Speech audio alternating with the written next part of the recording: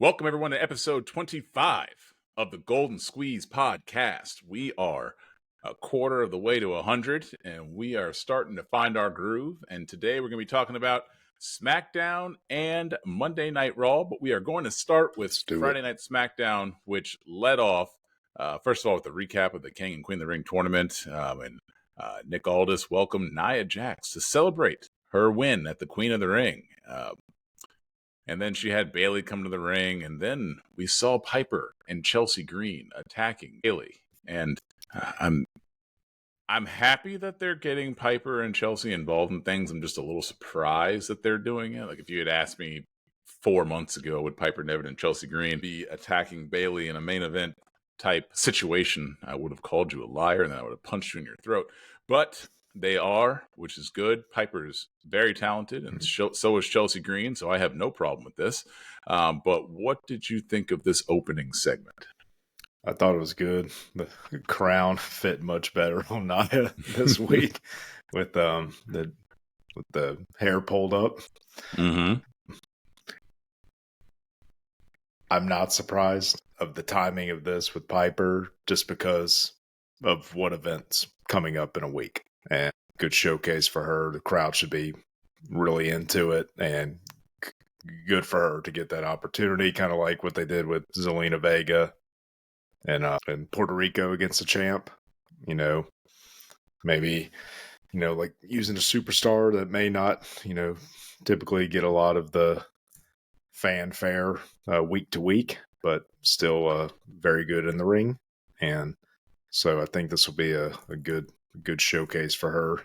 And she got a great dance partner in Bayley to probably put on a great match. And I like this mean Chelsea Green too. Like that was in there, and lot less of the silliness, and I like that. I mean, she's great at what she does, but I do like how really like how that segment went. Yeah, no, it was good. It was good. It showcased. I mean, they're showcasing a lot more women, getting a little bit more diverse now that Becky's out. They got to build stars. I mean, that's really what it boils down to, is building stars. It's an issue that they've had for years with the men's division. They built Roman, didn't really build that many other people. So hopefully they're building out others, which, I mean, I think they're actually doing a pretty good job of doing that now, of giving attention to mid-carders and things along those lines, actually having storylines and trying to build out these characters and flesh out their personalities. So I'm happy about it. No issue with it. But it also led into the first match, which was which was Tommaso Ciampa versus Austin Theory. They were both accompanied to the ring by their tag team partners, Johnny Gargano and Grayson Waller. What did you think of the opening match?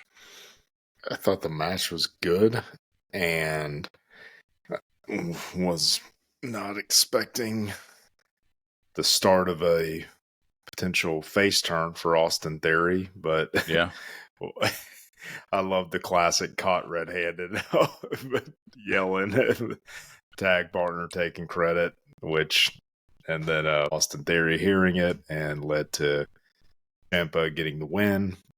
And so, but yeah, that breakup's coming. I think everybody saw that coming at some point. Just those two egos, the way they've got them, the way their characters are. That tag match or tag team was only going to last for so long, anyways. And but a little surprised they did it this soon, I guess, or started the seeds for it this soon. I thought they'd be a heel team around for a little bit longer than this, but yeah, it'll be good when it finally happens, I think. So, do you think that Austin Theory is capable of being a babyface?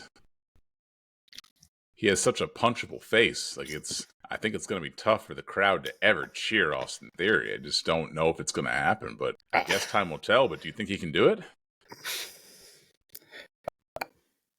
I don't know. I mean, we'll see.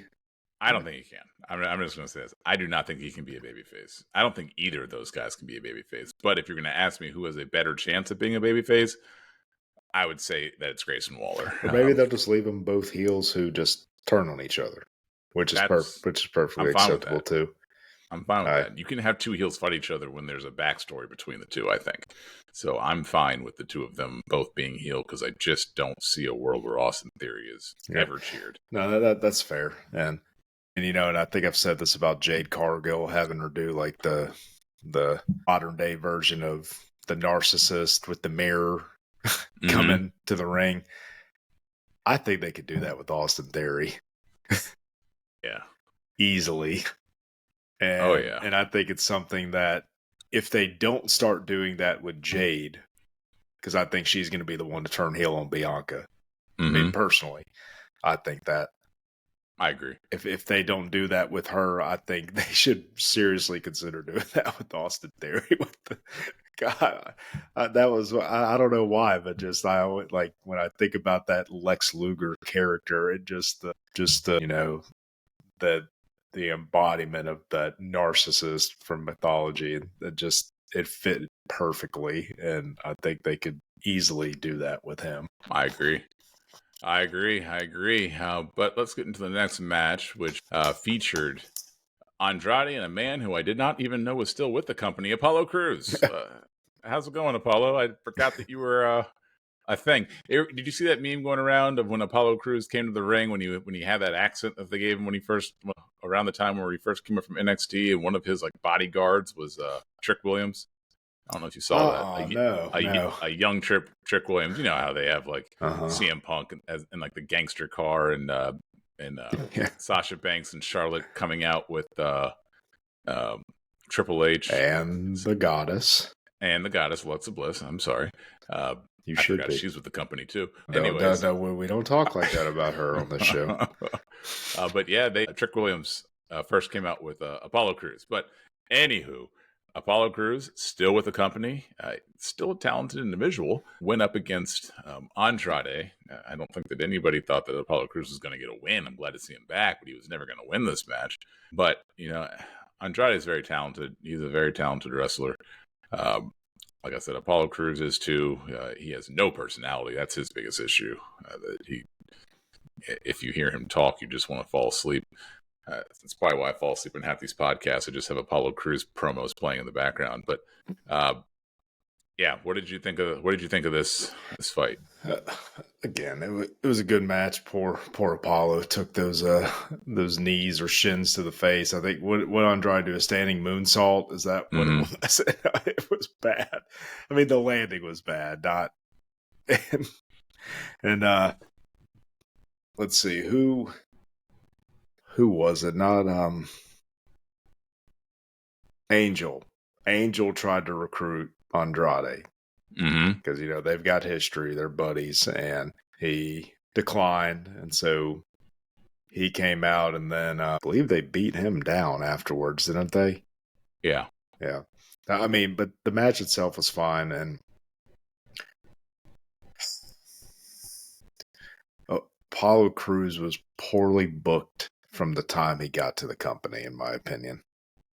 Oh yeah, and just at that time too, during Black and Gold, they just dropped the ball with that character. He made him like too happy, and if they would have, now granted, I know he may not have even been back with or featured much with the company again at that time, but if they would have just given him a mouthpiece, some type of manager or valet. I don't know if they would have put Paul Heyman with him, but no, it's WWE. They would have put a black guy with him. It would have been MVP. Exactly. And I mean, and I didn't know how to say that, but just seeing of how they booked I'll say it for you. I mean, just with but that's true. I mean, MVP could be put with anybody.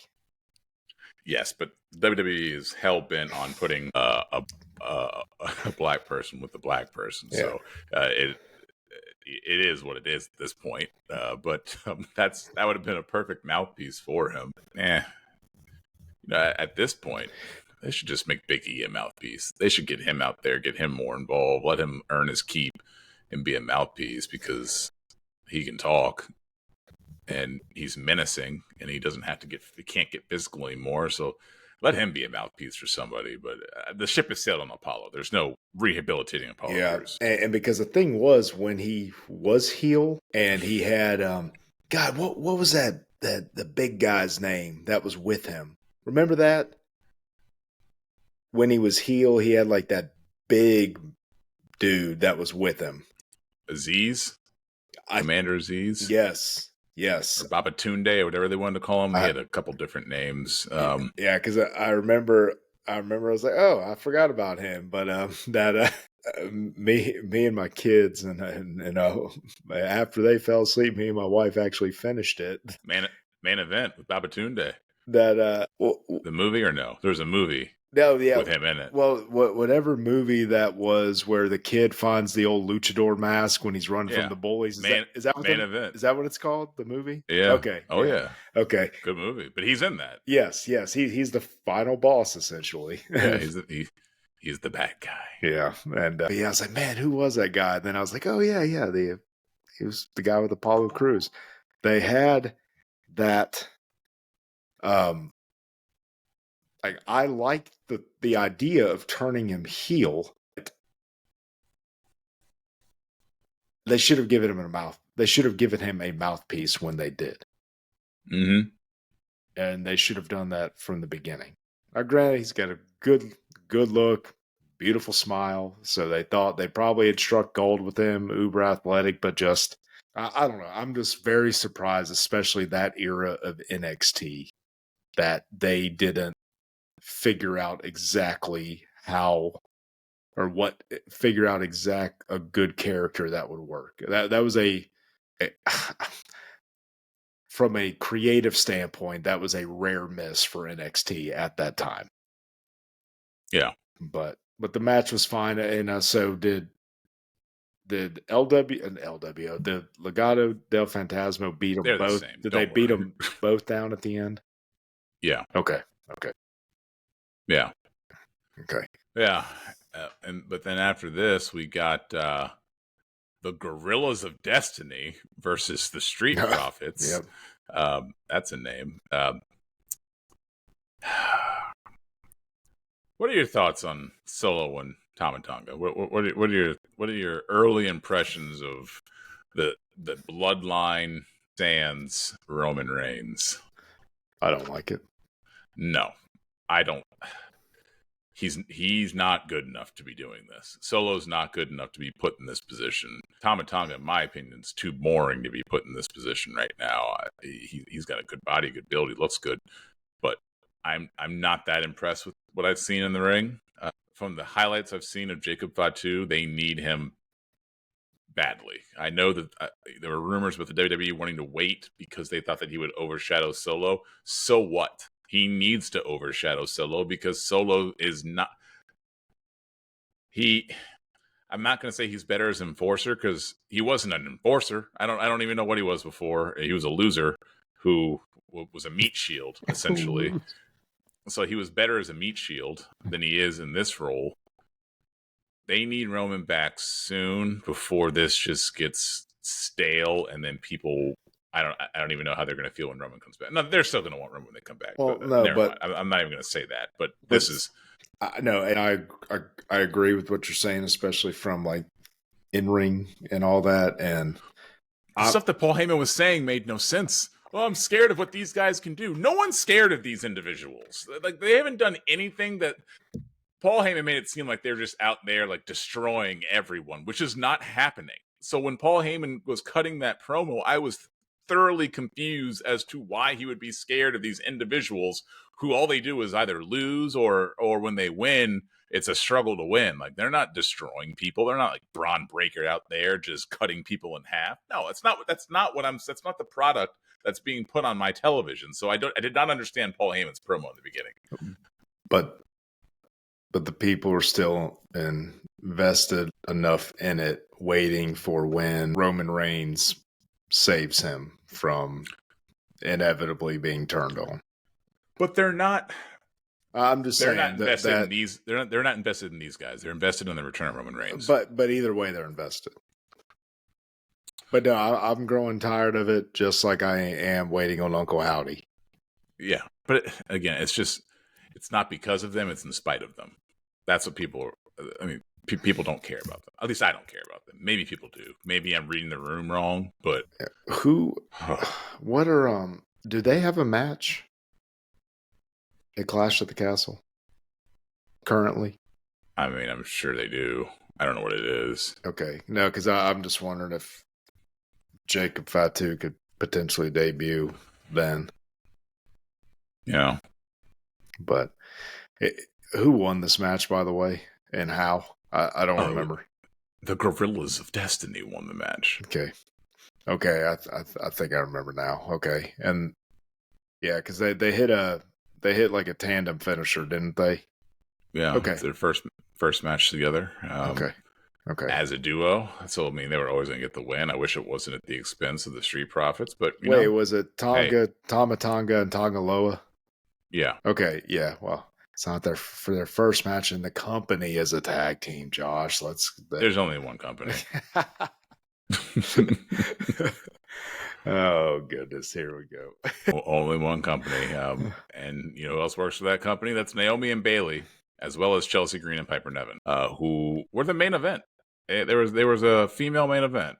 It was the main event match. Main event match. Last match. Let me rephrase that. Those were the only matches? Yes, the only matches. I don't feel like I'm missing something, or is that something's getting? We're missing a segment, but we'll get to that in a second.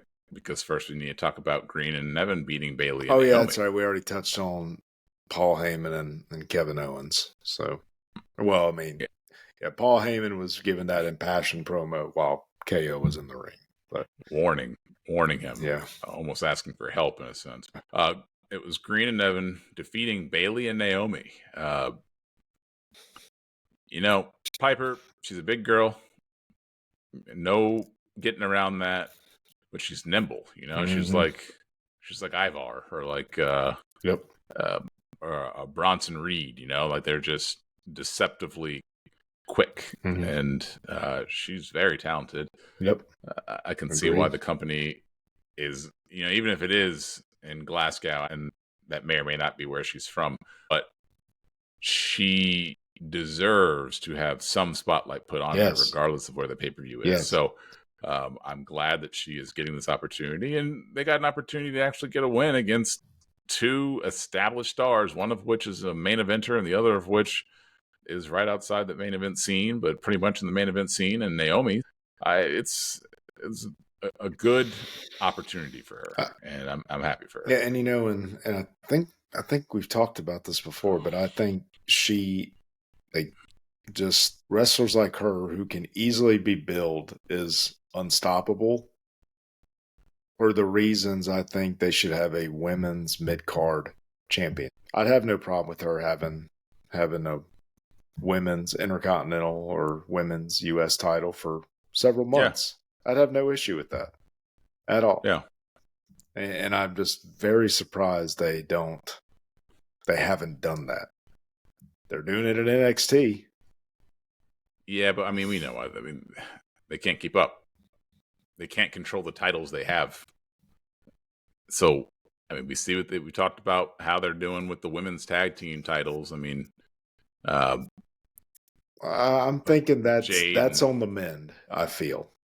But we'll get to that. We'll get to that. But even if it's just one, and they do a cross brand thing, I don't care. I feel like they need to have one. There's too many talented women, and we'll discuss another one of those who they need to put the rocket on quick when we talk about Raw. But I just they're going to have to do that soon. There's too many talented women for there to only be one title, one main title per show. They've got to have a mid-card title and do it at some point. There's too many. It'll happen at some point. When? This year, next year, 10 years from now? I don't know. But it'll happen. And then not only that, look at who's waiting in the wings in NXT. That are arguably right now And I'm not saying at this point from an in-ring stand, from a like putting on the same quality of matches as the black and gold, but in terms of that many talented women, I'm not saying they all have great characters right now, because they absolutely do not. But when you think of the women currently in NXT, that deck is stacked. Yeah. And so with that wave incoming, they're gonna have to have a mid card title, in my opinion. Yeah. But so is the That's coming. Is the segment coming? Is what's next? The Mark Henry Something you could see coming from a mile away. You and I had a conversation about whether or not AJ Styles was turning face based off of his interaction with Nick Aldis and his reaction to what was he even reacting to? But he didn't have the proper reaction. I've almost forgotten what he was even reacting to. But we talked about him maybe becoming a babyface. Nope. He's not. I thought He's still a heel. I thought he was going to fight Nick Aldis. Yeah. And it was a perfect setup for it too. I'm gonna have to. We talk about I specifically talk about Nick Aldis wrestling all the time, so I'm gonna have to see if he's cleared or hurt or not. Because if he's not medically cleared, it won't be anytime soon. I will stop saying that for at least keep going for at least a week. But keep going. Here, okay. I hated this. He was never retiring. Okay, hate is a strong word. Okay, go ahead now. I'm sorry. Go ahead, and then I'll give my thoughts. So he was never retiring. Obviously, we knew that. No, he was not. But if they were going to make us believe in this speech, when Cody was putting up his hand at the end, and he did it 42 times to every area of the arena, it was just so clear that he was going to attack Cody. And I don't know why Cody kept putting up his hand. Like, it just kept happening, and it was so aggressive. It was like boom, boom, boom, boom. And I'm really starting to dislike Cody, and I don't want that to happen. It's just he's so boring to me. He's just not interesting to me. Did you see what I sent you earlier? Yeah. Those parallels? Yeah.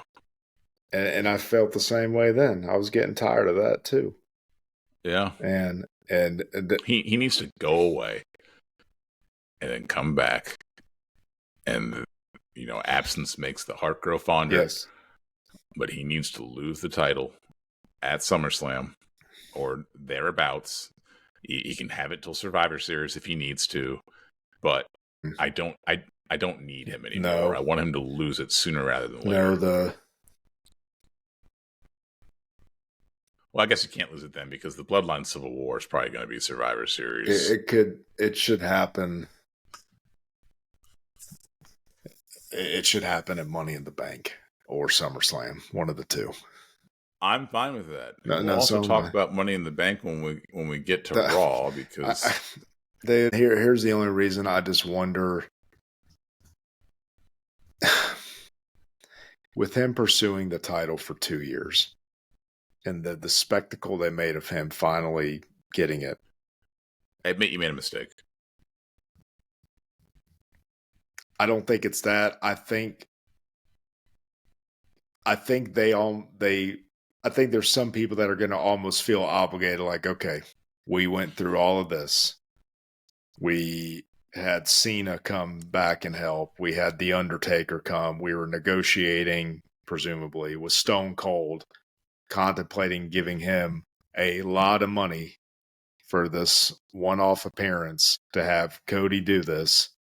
Are we really going to have him drop the title in less than a year after doing this? And I'm fine with that too, but you can't compound mistakes with mistakes. And I'm not saying this was a mistake.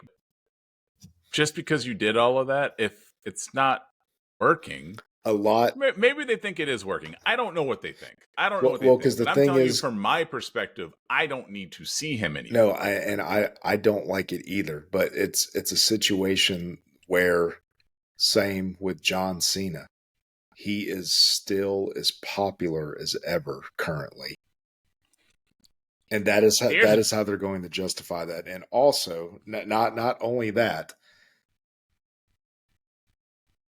they have already teased him versus Rock. Here's what untease it. No. Here's what I would like to happen. And I don't care what anybody says about a part-timer. I want Rock to beat him at SummerSlam for the title. And then Roman to beat Rock in Mania. That is what I want. And I'm fine with that. That is what I would love. I think that the IWC would flip. Who cares? I don't. Because now, and I think in that span, I think that could work. Or even if they did it well, no, Survivor Series when they've been having war games. I don't know, man. Maybe they won't do it, and maybe they're waiting. They're talking about Roman coming back in July, which would put it at Money in the Bank, which I think that's fine. That's that kind of. I remember that's when they had Cena come back leading up to the match against Roman at SummerSlam in 2021 when they did that, and I could definitely see something like that, but I would have no problem because they're already teasing Rock. They've teased Rock versus Cody. And I look, and again, I know people would hate it. I don't have a problem with them putting the title on the Rock for a few months, building up to Mania and having Roman get the belt back for a little bit. I don't care. I don't. Because I think Gunther is going to win Raw's title at SummerSlam. And yeah. I don't know. I think a lot of this too, my thoughts on that may drastically change depending on who wins the briefcase. I don't think it should be Jey Uso. It's Jey Uso. And we've talked about this. I just don't like a face with the briefcase. Me personally, I don't want Jey Uso with it. I'm not a fan of his singles run, and I don't need him to be my champion. I'm trying to think who. You know who I think would be great? And they've already set the table for this? Sean Spears. Braun Breaker. Yeah. Braun Breaker. He's a freakish athlete. He'd be a great asset to the ladder match. And his whole rage was about not being put in the King of the Ring tournament. Yeah, but could you imagine how they could build him if they didn't put him in the ladder match? Yeah, I could. But I could also long-term build. But I would really like him with the briefcase. I think it'd be perfect. I don't disagree. Well, let's talk about Raw because these are all things that we can talk about as we go through. I'm sorry, and God, we always do this and go off the rails. I got to say something that easily could have fixed this AJ Styles fake retirement thing. Number one, from a mic standpoint, I thought AJ did great. It had nothing to do with that. I know. I'm just saying. The reason it was so obvious to me, the point I'm making, it wasn't because of the presentation done by him. Yeah. Me and you talked about this. Raw the Monday before was in Georgia, his home state. If they would have had him make an unannounced appearance there, I would have bought it. And I think that's something they could have easily done. And now granted, I don't. And now would they have had to be like, hey, Cody, know you're here in Georgia this week, and brought Cody out if that would have been necessary or whatever, if they could have just had him jump Cody at some point later on an episode of SmackDown with a run-in, like I'm not going anywhere kind of a thing. But I think the presentation of the retirement, had it been done on Raw in Georgia, would be like, hey, okay, he's on SmackDown. What's he doing here? It would have made it a lot more believable for multiple reasons. Yeah. And it's something they easily could have done. But until that happened, I was thinking too when he was dejected the week before. It's like either they're going to have him fight Nick Aldis or he's a dark horse to win Money in the Bank. But then they did this, and now it's just going to lead to another loss. Possible. I'm guessing it's going to be at Clash at the Castle because I don't think Cody has an opponent yet. Yeah. Which it's a shame. I'll tell you right now. I know this is not going to happen. I've got no problem with AJ Styles winning at Clash at the Castle and being champion again. None.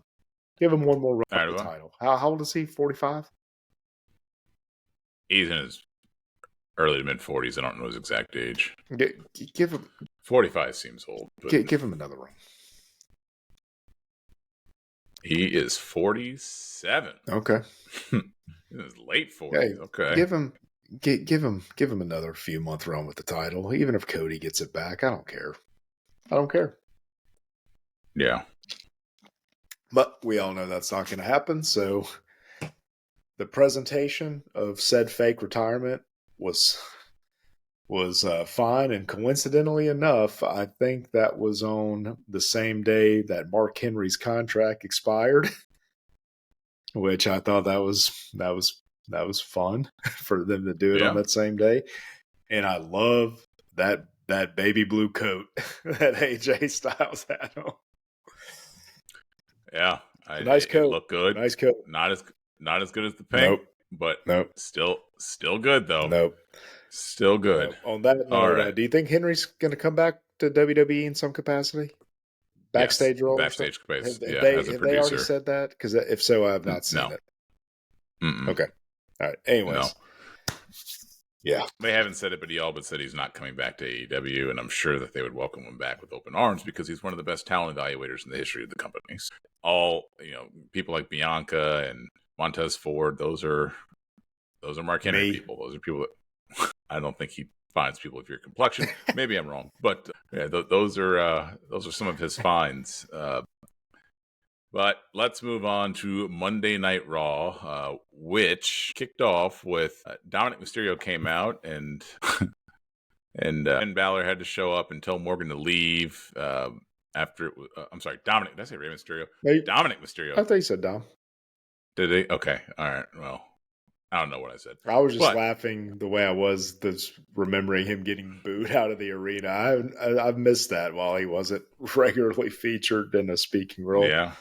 Yeah, well, Liv was getting up close and personal with Dominic, much to the chagrin of Finn Balor, who came out and when I grew up, they used to call it cock blocking. That is what he did.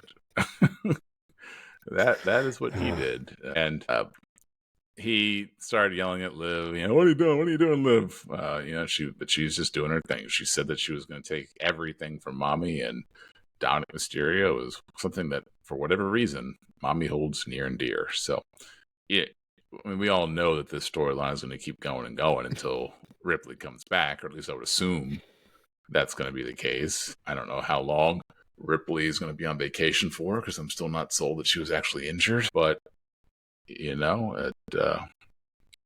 going to be interesting. And she may be back as soon as Monday. Maybe. I don't think Liv has a opponent yet for Clash at the Castle. Maybe. It's kind of a short. I mean, a short build. I mean, I don't know who. I mean, they've done no build though, as far as I know, for Liv to have an opponent. Yeah, I mean, if she comes back on Monday, it would be a very short build to get that to. Yeah, Saturday. But this already has enough backstory to it. It wouldn't need much more. I mean, still rushed, regardless. I'm never a fan of one-sided builds. I'm not either. You remember when John Cena had that build with The Undertaker, and we never saw The Undertaker until WrestleMania? I'm not a fan of one-sided builds. I'm still irritated with that joke of a match, that squash. They could have. That was a prime opportunity. Undertaker was in good shape after his surgery. I think especially with Cena on the other side, those two could have easily had a 20-minute match. Yeah, and Cena put in so much work so much work on his end that he deserved more. But Yeah. I'm not doing this. We're not going off on that big of a tangent, even though it's my fault.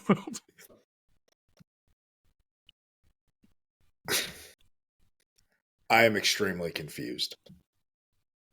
They've had these backstage things where they had Balor and Liv Morgan getting out of the same vehicle, and I believe Damian Priest has made mention of it. And now, granted, he's suspicious of Balor, but then this week, why is Balor out there like, whoa, whoa, and whoa? They've been seen getting out of the same vehicle. They've been called out for it. Why are they trying to act like, hey, you get out of here? They've been hanging out. Am I missing something? Or is there going to be some big reveal? Big reveal. I guess I'm a little confused. I'm a little confused too. But I'm sure they're going to do a good job of unconfusing us at some point. When? We'll see. I don't know. But I've had enough of these. I've had enough of a lot of things. But I've had enough of these backstage Judgment Day segments that are just terribly acted. And I think they called in the best talent scouts in the business for these segments to coach them, and their acting should be recognized. They need to lose their jobs.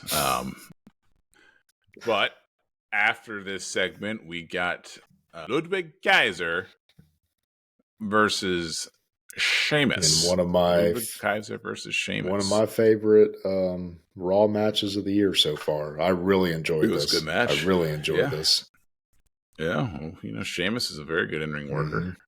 And people respect him. You can tell by when I did that blind ranking, and I put him at maybe 6, and the people just went down my throat saying, "How could you do that to Sheamus?" But did Sean Connery comment on your post and an audio recording? Is that who that was? You're the man now, dog. Is that who that was supposed to be?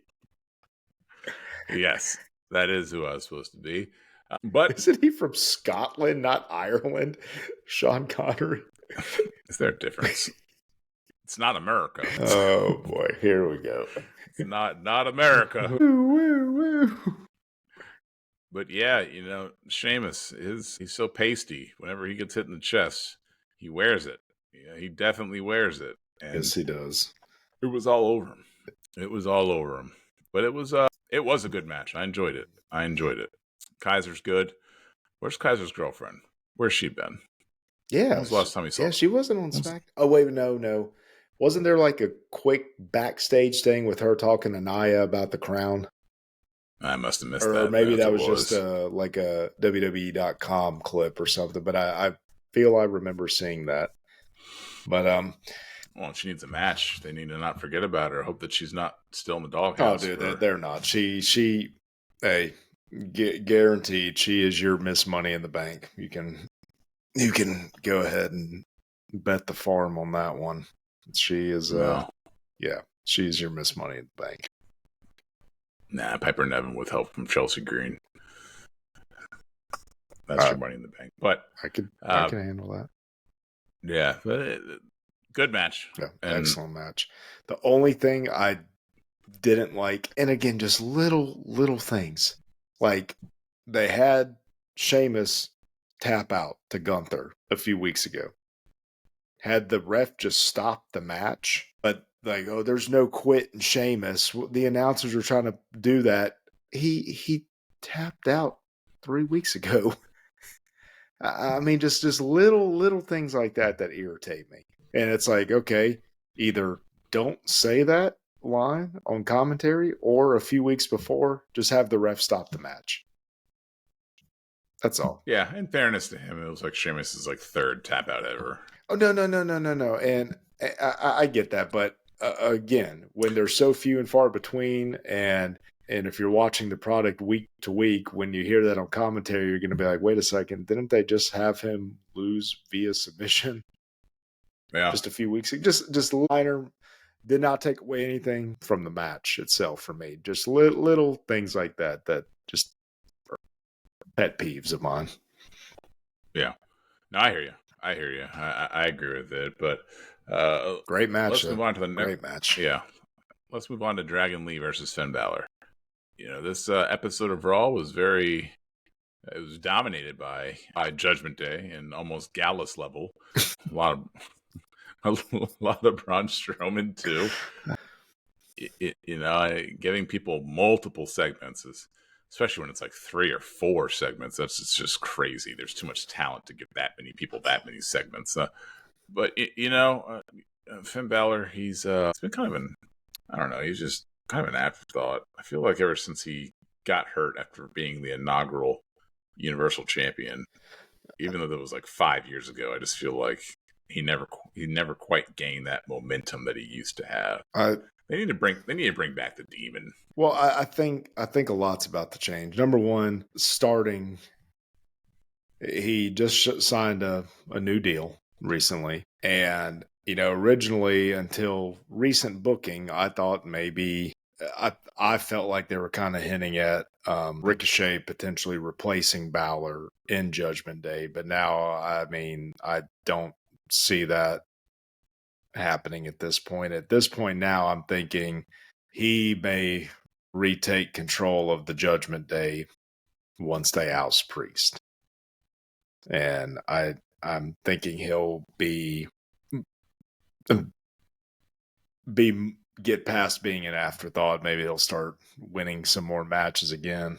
But these two guys, God, remember that rant that I don't know if it was just like they had to cancel a match, and so it was on a paper or a PLE. They had AJ Styles versus Finn Balor, and it was one of the best matches of the night. Just thrown together at the last minute. They gave him like 20 minutes. I could watch those two wrestle a 20-minute match. Balor and Dragon Lee. Holy cow, those guys are talented. Yeah. Oh yeah, absolutely. Absolutely, they are. But again, at the same time, I'm a little factioned out. Too many factions. Yeah. No, I agree. And then all of a sudden, who do we have? We had Dragon Lee, Finn Balor, JD McDonough, Carlito, Rey Mysterio, Braun Strowman. There was like 500 people out there, and I was just a little confused. And then Braun Strowman, I'm a big Braun Strowman fan. But the drive-by thing, is that what they call it? Is that what they call his, or is that what they call somebody else's? But the movie where he does this thing and then goes outside the ring. Like, the locomotive coming, the freight train, whatever. Yeah, I have to suspend such disbelief to think that people can't see him lumbering around the corner and just move. Like it's not 619 levels, but it's pretty close to that level of unbelievability. Oh, I can't wait to talk about the 619 in this episode of Raw. It's just wild that you would just think. Again, it always, and I talked about this with Sweet Chin Music. Like, if you hear somebody kicking the ground, don't stand up. They're too discombobulated to realize what's happening. No one's discombobulated though after he does this. Like, you can see him. You can see him coming. And there was once because he was in another segment at the end of the show where he was about to do it, but whoever got out of the ring. And in that situation, I just said, good. Like, that, you got to get out of the ring. It's almost impossible not to at this point. It's just crazy. So I'm digressing, but it's just a little odd to me that people are that dumb I can't remember how this match ended. Balor ended up winning, but was it because of Carlito interference? I mean, everybody interfered. Okay, but I know Balor won with the coup de grace. Yeah. I remember that. Yeah. And then, okay, so and what happened? What was the net? Which match was next after this? So after this match was Alpha Academy in the Sami Zayn segment. Dude, this was incredible. It was good. So a lot going on inside this segment. We had a situation where who was in the ring to start off? Sami Zayn and Chad Gable. And then No. It was Sami Zayn. He called for Chad Gable, and Alpha Academy came out, and Maxine Okay, and had then Maxine read a the speech. written speech. Yeah, she read a speech, which I thought that she did a good job reading. And then Sami Zayn eventually was able to egg Chad Gable to come out to the ring. And then Chad Gable did all of his heel stuff where he's yelling at everybody, and Sami Zayn's telling them to stand up for themselves. And at some point in time, he's telling Maxine to get on her knees and beg. Yeah. And Otis is clearly torn as to what to do. And then he tells them to leave, and they go in the ring apron. And then Sammy and Chad start fighting, and then they get pushed into Akira and Maxine, and then they both get hurt or hurt. I'll do this, which makes Chad Gable, which makes Otis angry because he thinks that Sammy's the one. Well, he blames Sammy. So He was power blaming slams. Sammy. Yeah. Okay, so then he power slams Sami Zayn. Then Otis leaves the ring, and Akira Tozawa on his back while he's carrying Maxine Dupree. Another character from the main event movie, Otis. Yes, and look, time to cook with some gas. Kids love that part. Oh yes, they do. Yeah. My kids, so did I. Yeah, but it's gonna happen eventually. I still am of the mindset that Chad Gable's never gonna get his Intercontinental title match, and it's just gonna turn into him versus Otis. But he got the match. It's Zayn agreed to it, and then that's when Zayn got beat down. Once he agreed to the match, that's a Clash at the Castle for the title. Oh, okay.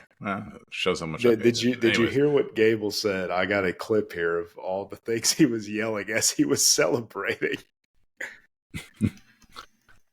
I'm finally doing what I said. I'm the greatest wrestler ever, and my team knows it. I am the greatest. Everybody here knows it. They're finally falling in line. I'm taking this championship home at Clash at the Castle. I love it. I'm the greatest wrestler ever. Well, I'm just putting my Clash at the Castle prediction in right now that in that match, Otis interferes, attacks Gable, Sammy wins, and then sets up the program between Chad and Otis. Man, I am very, very disappointed that they didn't make this Hell in a Cell. I think this feud at this point warrants that. It's not too late. They've already done the promos saying, I guess that they could, but it's not going. I think Gable. I'm going to go the other way. I'm going to say Gable wins the title, but then brings in the Creed brothers, and then still sets up the feud. At that point, Otis will finally realize they've been duped and that they've been replaced, and then that's when Otis is going to snap. Okay, that's my prediction. Whatever happened to Tucker? I don't know. That I don't know. Just disappeared. I never saw he got released, or maybe I just missed it. But he just disappeared. Yeah, that poor old Tucker. I'm not sure. What were they called? Heavy Machinery. Heavy Machinery. Yeah, that's it. Yep. They were good on NXT. They were good. All in all, I enjoyed this segment. I enjoyed these kind of things. The backstage later was even better. Or Maxine, where he was like, "Oh, you're faking it. Oh, I'm really hurt." And Akira's like, "I'm hurt." It's like, "Oh, it doesn't matter if you're hurt." And he starts kissing Otis. It was good. Good. Chad Gable, give that man a raise. It's like, yeah, we're gonna go. I'm gonna go. Y'all are gonna help me win my Intercontinental title. It was good stuff. You know what else is good stuff? The next match between Braun Breaker and Oh Ricochet. I'm yeah, glad that they finally gave Braun Breaker a real match. I'm tired of these squashes. I'm glad they didn't squash Ricochet. I'm fine with Ricochet losing. I just didn't want him to get squashed. And I thought that they put on a good match. Man, that Frankensteiner, whew, that's tough. dude, Off the top that rope. guy's a freakish athlete, man. Holy cow! Yeah, he runs those ropes, man. If I was fighting against him, I would be scared just watching him run those ropes. He runs that like a freaking mountain lion out there. But I do have a legitimate question. What skin color has Braun Breaker become? He is dark. I think it's just tanning. Yeah. But when is he not tanning? Because like he is Uh, dark. Like he's tanning too yeah. much. He needs to tone it down. Tone it down, brother. You're tanning too much. I think that's, even if it's not. I think somebody backstage should be like, "Oh, keep this look going." I don't know. I like it. I like Braun. I want Braun to win a I do title, a too. main title. I think he is the main title. I think he is well suited for the Money in the Bank briefcase. I personally do. Yeah. Here's what I did not like, and they've got to be very, very careful here. The fans are too much behind him now, and it's setting up for a triple threat with Ricochet, Dragunov, and Braun. And I don't think this was the intention, especially by the way they're booking him and things he's doing and the beatdowns he's doing and defying authority and his anger. They run the risk to a degree of the fans turning against Dragunov and him not being cheered when they want him to, because double turn. They can't. Not right now, because right now, I mean, I think the long-term plan is a Gunther Dragunov rematch, and I cannot wait. I could watch those guys wrestle every day of the week. But that's the long-term plan. And so they're not going to have heel versus heel for that rivalry. They're not going to do it. But I just don't think they were expecting the crowd. I think there was a classic case of, hey, we're going to try to get the fans to boo him and do this and do that, but they're cheering him. He doesn't have a booable moveset. But that's so why they went so over the top with the beat downs and doing all that stuff he was doing, and the pettiness of doing it because he was left out of the King of the Ring tournament. It was just a classic case. Like, remember what you said earlier about, hey, admit you messed up. They're kind of in that. I personally think they're in that boat right now. I don't think this is what they intended the reaction to be. But my God, that guy's good. Oh yeah, he's good. They're all three of them are good, and that's going to be a fun triple threat match. Yeah. With Braun getting the win, the question is, who does he? Oh, come on. It's got to be Ricochet. They can't this early on have Dragunov lose 2 matches, take 2 pinfalls. They can't. I know they can, and I still can't believe they booked that match the way they did with Jey Uso. So many other options. They did not have to do that. But I think, especially in light of the fact that Ricochet's contract is coming to an end soon, I think he's taking the pin. Yeah. Okay. But so, what was next? Oh, we got Natalya back in the main roster. The Boat versus Kiana James. Yeah, the Boat.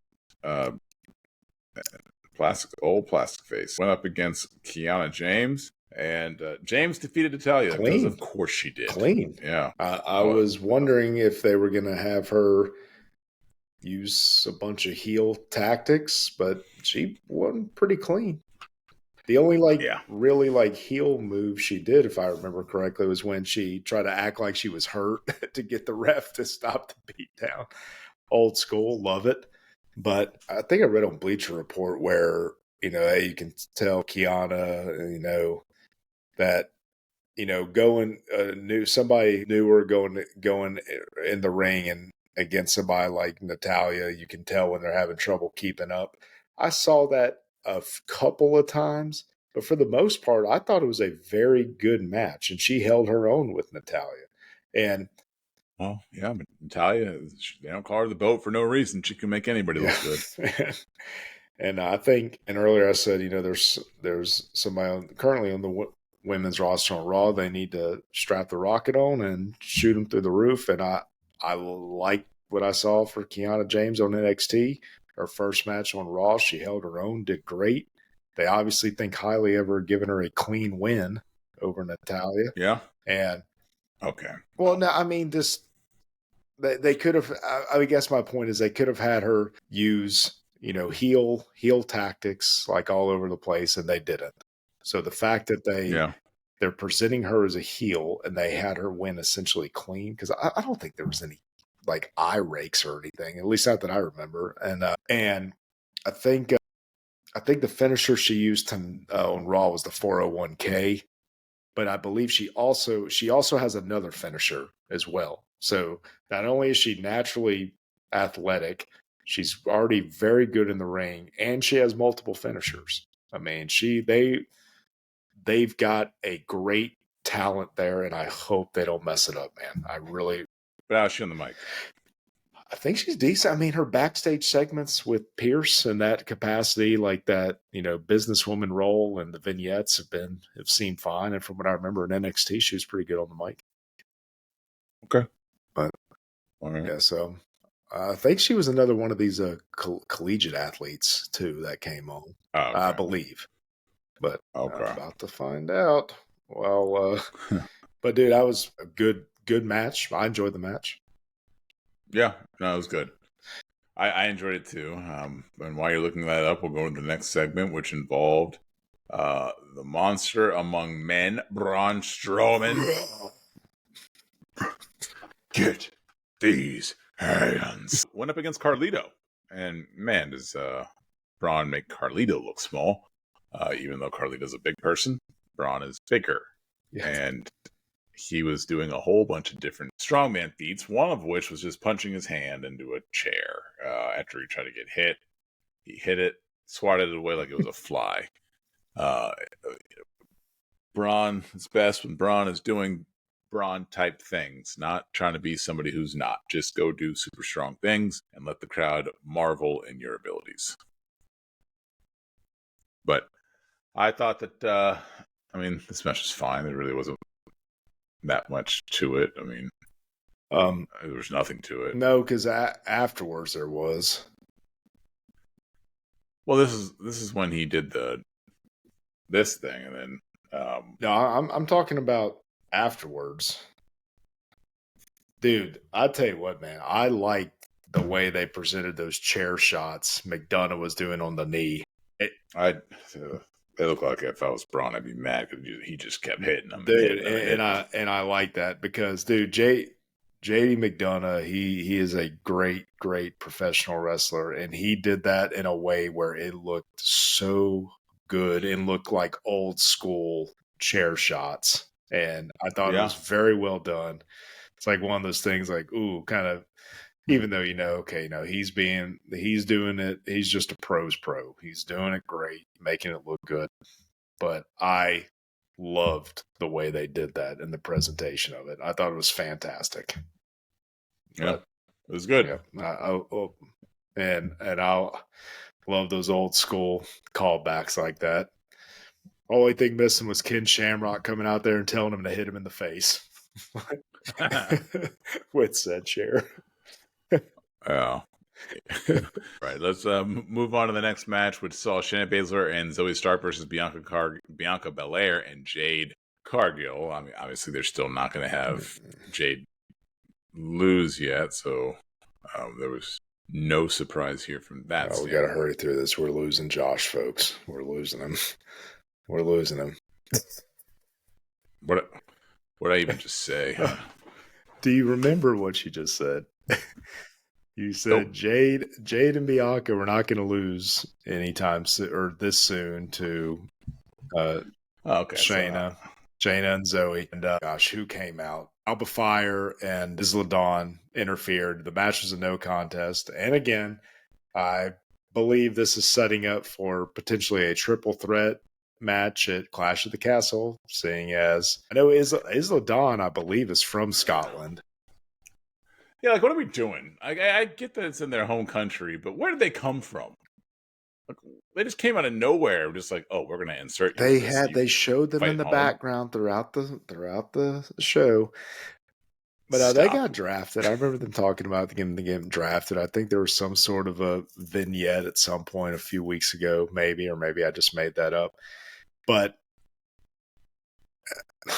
dude, and this is another one. Just dropping the ball on somebody. Alba Fire. What was her name when we met her when she was the NXT UK champ? What name did she go by? Kaylee Ray. Dude, she was great. Kaylee Ray. She was great. And she's still a great wrestler, don't get me wrong. But I think that is somebody that they can fix that. That can still be fixed. But they're a good tag team too. So I think this is good. And earlier I was talking about I think they're doing a better job at showcasing the women's tag team division. I really feel that way. And I'm glad they're getting Fire and Dawn some TV time, and hopefully this will continue establishing threats in that division. And because we know who's reigning supreme now, but when Jade inevitably turns on Bianca, I like the what if of who's going to be, or the wonder of who's going to be the next champion. So yeah. But in the next match, we have some old tag team champions in the New Day versus the Authors of Pain, also known as AOP. And AOP got a win. Good for them. I'm happy that they got a win at the expense of the New Day. Yeah, but when I think of New Day, I still think of Kofi and Big E and Xavier on a trombone just watching. He's been forced into it being more than that. So, but I'm fine with it. I'm glad that AOP got a win. I think that they should be booked better. Oh yeah, they're going to be tag team champs soon, and they're just so thick and so strong. And I like book them right. They can go to the moon.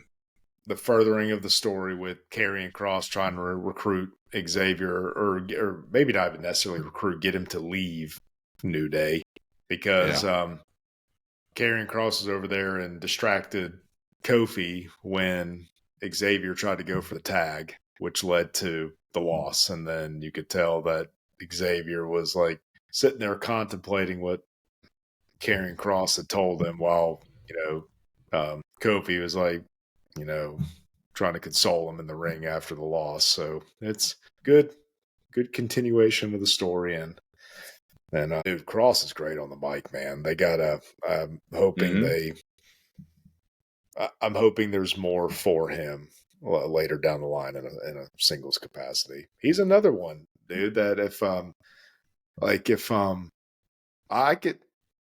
could see, let me finish. I could see he would be another believable one to have a lengthy intercontinental title reign. As a mid-carder, he's physically imposing. He's great on the mic. He's a good wrestler. He's with a monstrous faction.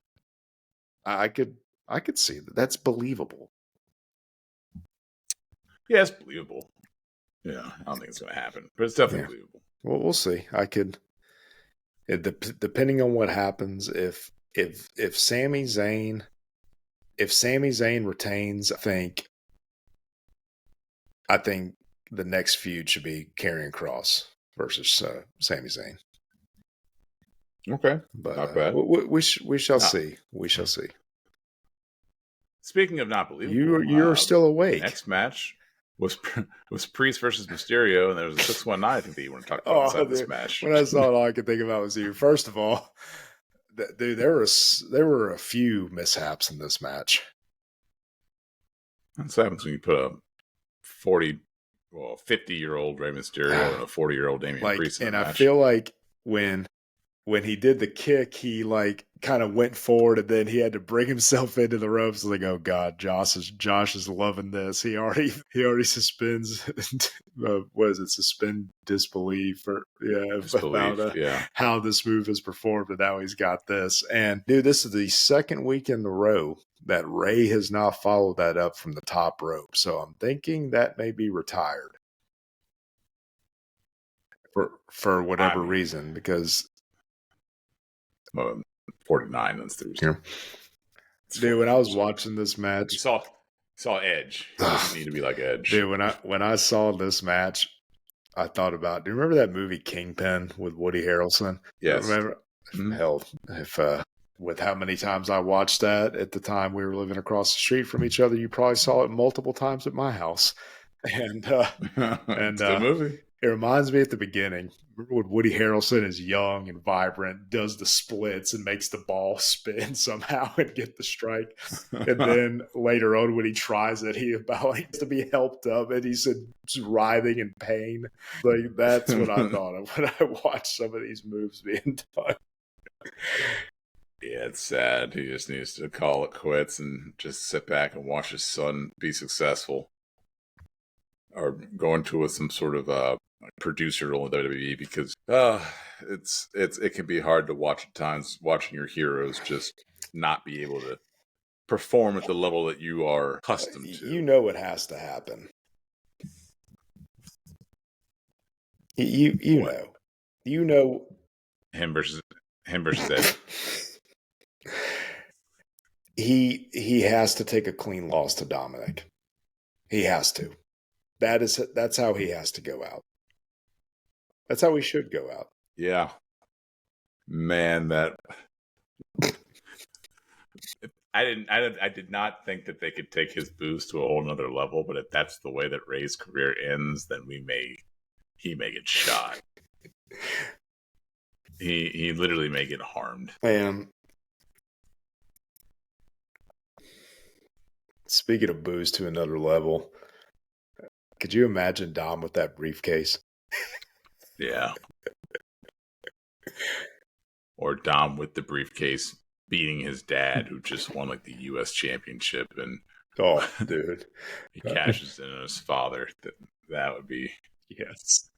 First of all, the crowd would have no idea like what to do, and then Dominic does it. Oof, that's crazy. I like that. Or could you imagine Dom cashing in on Cody or Roman Reigns? No, I can't, and I hope that WWE can't picture that either. Oh God, yeah, Dom would need the Secret Service to protect him after that. Yeah, but anyways, inside this match there was a whole bunch of other interference. Oh, yeah. There was a lot of interference in today's episode of Monday Night Raw, or in Monday's episode of Monday filled Night with Raw. run-ins, as they would say in WCW. Yeah. Yeah, well, I mean, WWE was much better. Oh, yeah. Yeah, Attitude Era. There was nary a match that did not end in some sort of interference. But this was it was a decent episode of Monday Night Raw. I liked how it ended. Yeah, I thought that it ended well. I thought it had some down parts to it, but I thought that overall as a whole, it was a show that I would recommend watching. And I don't know why. There's not a whole lot to it, but I love the South of Heaven finisher, man. Maybe it's just because of how tall he is and it looks more devastating coming from higher up. But I like the one he hit on Drew to close out the show. And that was good. Yeah. And that's little stuff like that is what I'm talking about. That was my gripe with Damage Control, with the way they were booked. I mean, I know now it's part of the storyline, but like even on SmackDown, it's like you're supposed to be this dominating faction. They were another team would get the better of them. This is Judgment Day. This is supposed to be your top faction. Kudos to them for showcasing them prior to. But I'm wondering, I can't wait to see who is booked to do what on Monday, because if that had happened on this upcoming episode of Raw, I'd say McIntyre's definitely walking out with that belt. But since they did it 2 weeks before, I'm thinking Drew's going to get the better of him this week. Yeah, we don't know. We'll know immediately after Raw on the 10th, but you can't really predict that now. We'll see who gets the best of who on the 10th. Whoever gets the best of who is the person who's walking out without the title. So we shall see what happens there. But that was the last segment. Good show. We did it. That wraps up episode 25 of the Golden Squeeze podcast. Well, I just remembered something. Wasn't there something? Didn't Liv save Dom at some point during the show? Wasn't there something? When was that? I just remembered that.